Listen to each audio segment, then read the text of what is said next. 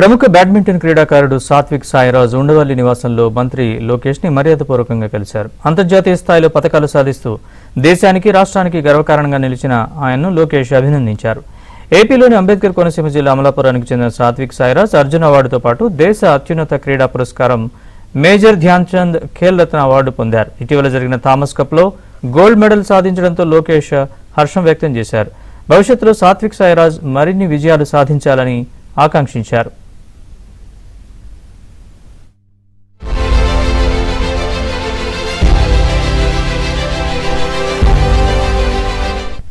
ప్రముఖ బ్యాడ్మింటన్ క్రీడాకారుడు సాత్విక్ సాయిరాజ్ ఉండవల్లి నివాసంలో మంత్రి లోకేష్ ని మర్యాదపూర్వకంగా కలిశారు. అంతర్జాతీయ స్థాయిలో పతకాలు సాధిస్తూ దేశానికి రాష్ట్రానికి గర్వకారణంగా నిలిచిన ఆయన్ను లోకేష్ అభినందించారు.